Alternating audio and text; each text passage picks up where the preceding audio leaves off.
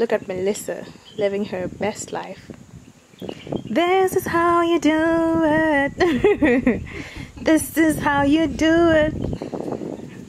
Yeah. Hello, habari, Wendy Water here, and right now I'm in VOI. I'm staying at a rustic and beautiful Airbnb called Tsavo House. So this place is very conveniently located. If you're coming from Nairobi, it's only 5 minutes away from the SGR station, or if you're coming from Coast, for instance, as well. And it's only 10 minutes away from VOI town, so if you want to do your shopping or go out and explore the surrounding town, very close to Tsavo National Park, you can drive to the Taita Hills. So there's lots to do in the area. It's made just using the red soil that naturally occurs in this area, and it's made from that soil. So the design of it started from, you know, the traditional African hut, the way it was round. I don't know if you guys have that ushago. Yeah, so I was talking to the owner, Chris, and he was telling me that he didn't want to go with the round design because for functionality, when it comes to design and decorating it, it's very hard to get that right. So he came up with this design himself, but the original concept was from the traditional African house. And then the house is very sustainable as well. They use the earth here, and that's made into interlocking bricks, which is what is made to use the house, and then they plaster it. So if you see that red tint on the walls around the house, that's not paint, it's actually made from the soil here. When the plaster is still wet, then they rub in the soil by hand, you know, the way the Maasais do that with cow dung when they're making their houses. So it's very open and airy as well. So the house has 3 levels. We're currently on the ground floor. There's a bedroom here, and then there's a main lounging area, just an open veranda. You can sit here and just enjoy that breeze. There's a dining area right behind me as well, and then the kitchen is right in there. So we have breakfast going, and Melissa over here is doing the cooking. No. You're gonna be here as you are.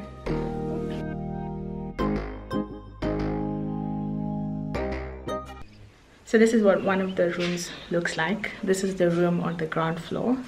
It can serve as a double room.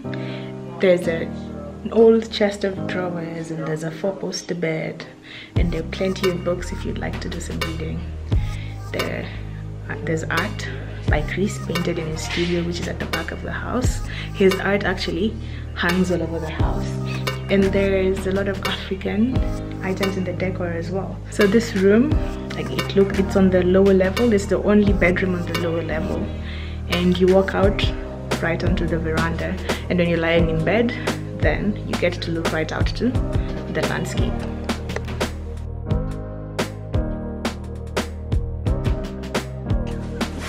Plenty of art in this space. I mean, if the owner is an artist, it only makes sense. So we're going to check out the studio in a bit. So this is Chris' studio. I really like that the colors you use are very like what you would see in the landscape out there. How long have you been an artist? I saw my first watercolor in 1973. 50 years nearly. Oh, 50 years, okay. Ouch. So you're a seasoned painter, Yeah, you would say. Yeah. And you're welcoming young Kenyans to come here for an artist's residency, absolutely. right? I would love to see them. Yeah. So what would they do if they came here? Maybe see what I do, see that it's possible. You know, a lot of young Kenyans are told by their traditional parents, oh, you know, you're an artist, but what are you going to really do for a living? Too many people are told that. I was told that as a young guy. Oh yeah, but you know, arts is like a playful thing. Why? But I wanted to prove to them that you can make a living out of. I've done it for most of my life. So it's challenging because you've not only got to be an artist, you've also got to be a business person. You know, you've got to know how to sell your artwork. But I think there are more and more platforms available. And as I was saying to you last night, you know, Instagram is proving really successful for me. Facebook is proving successful for me. So instead of having to go to a traditional art gallery, you can sell from your home. And you can save these huge, huge fees that galleries charge. Do you mostly focus on African landscapes? and wildlife. Mostly landscape. And the reason I've done it is that it's my passion to get out into the wilderness.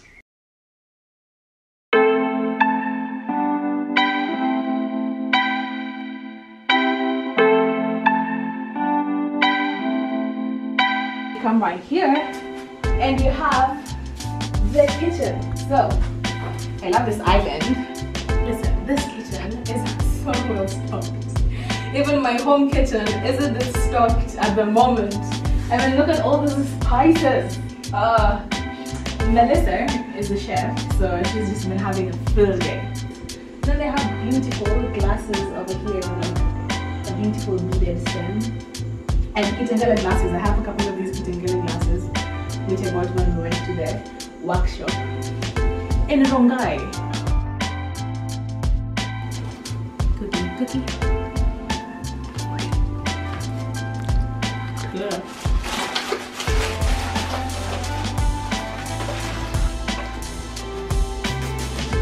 So let's go have a look upstairs. There's a little lounging area out here, and you have two beds. So this is the one we chose to stay in. So this is a twin room. This is what we chose to sleep in last night because we wanted to sleep in the same space. There are no windows. I mean, there's a window, but there's no like barring glass or wood on the window. You just have these thin curtains and you get a nice breeze. Like, it's very hot right now.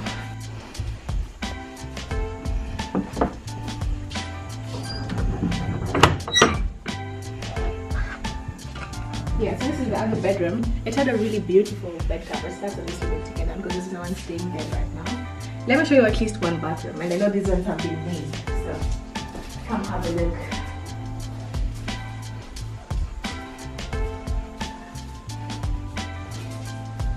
Yeah, this is it, and the one on our side of it, the one downstairs, pretty much looks like this as well.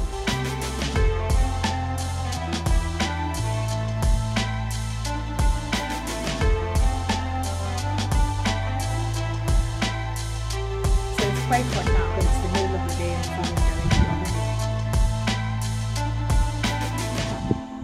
When you're standing here and look at that, there's a hill right behind. I think that's the one that's called Sagala or Sigala.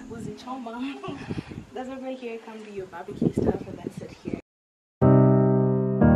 So this hasn't been launched yet, but speaking to Chris, they have plans to turn this into Starbucks.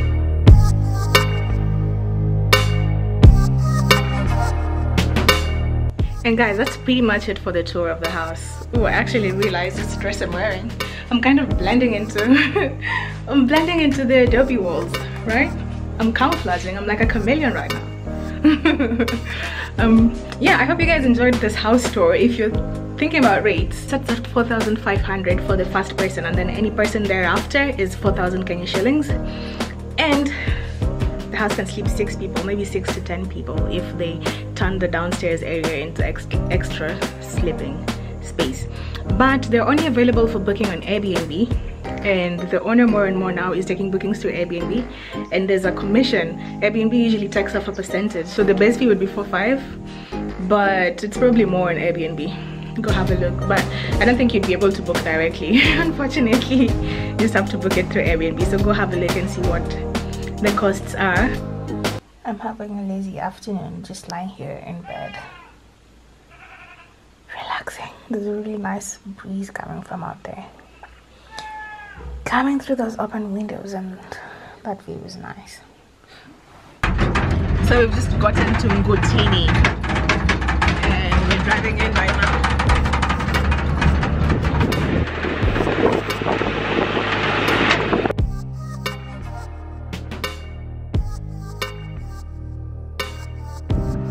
Chris is trying to lift it up, do some squats with it. It's heavy.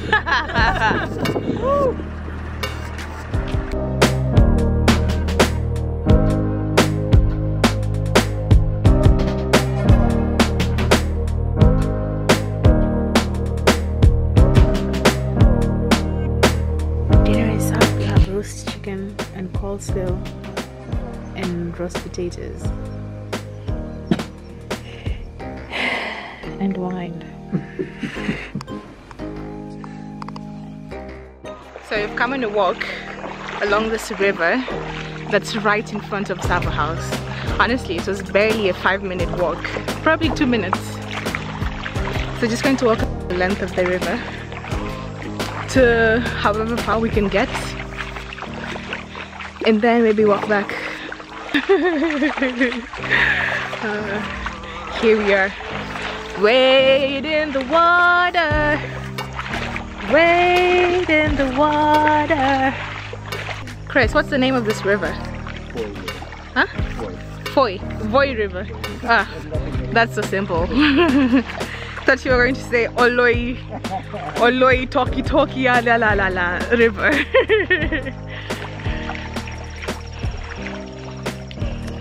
So we've just come from the river. That was a relaxing walk. So we just sat on the rooftop now. This is the very topmost level of Tsavo House. I sat with Melissa and Chris, and we're just enjoying the sunset and the beautiful landscape in front of the house. It's so green. So we have dinner going, our final dinner. Last supper. We have filet marinating over there, and carrots and roast potatoes. The last supper. I know one of you will betray me before the cock crows at 12 tomorrow.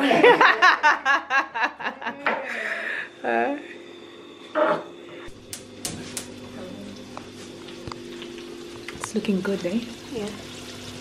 Oh, napika tu huku juu. Kaya niko over. Final morning in Tsavo House. My bag is all packed. About to head up to the SGR station, which is very close by. Didn't even pre-book a ticket, so I'm hoping the train isn't full and I'm gonna get space and get to Nairobi in like 4 hours time. And listen, one of the major selling points of Tsavo House for me is the host, Chris. He's such a good host. Like, he's so personable, friendly, helpful. Sometimes you just have terrible hosts or just okay hosts, but for like a lot of the places I've stayed in, he's an A1 guy. He's an A+ guy. I'm trying to whisper because I don't want them to hear me back at the house. I'm on a Sunday to get back to Nairobi. Yeah. VOI station.